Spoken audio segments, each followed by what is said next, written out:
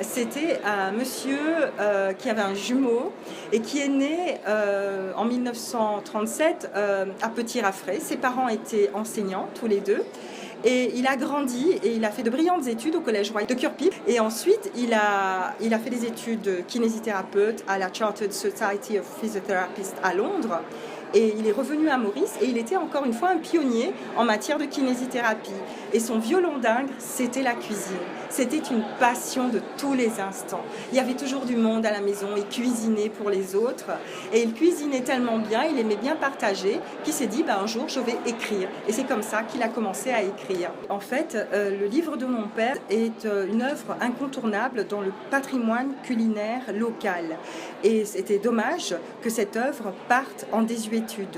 Et il nous paraissait important de la relooker, on va dire en quelque sorte, pour qu'elle entre de plein pied dans le XXIe siècle, de profiter de toute la technologie moderne, à savoir la cuisine elle-même a évolué, la présentation des plats a évolué, et puis surtout la technologie qui permet de rendre hommage à mon père, à tout ce qu'il a fait, à toutes les recettes. Il a réuni pas moins de 150 recettes issues du patrimoine culinaire local, et ça nous paraissait important que cette œuvre parte aux nouvelles générations et que tout le monde puisse en profiter.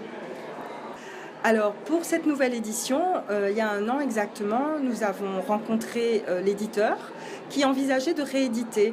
Et en discutant, on s'est dit ce serait bien justement de le revisiter complètement, de lui insuffler donc cet aspect moderne.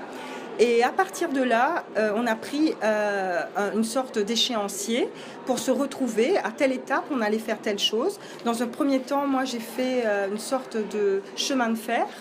Et ça nous a permis d'avoir une vision globale du livre.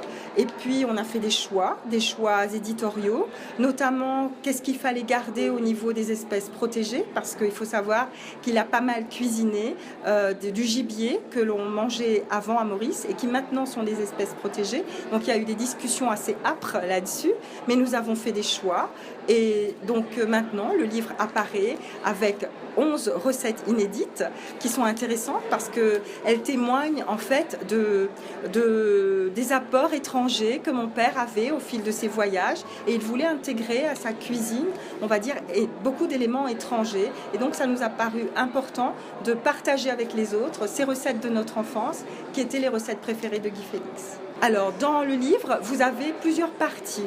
On a gardé la partie de la cuisine créole, et là, vous avez tous les plats, les rougailles, les grains, les légumes, tout ce qui est les caries, tout ce qui est cuisine créole.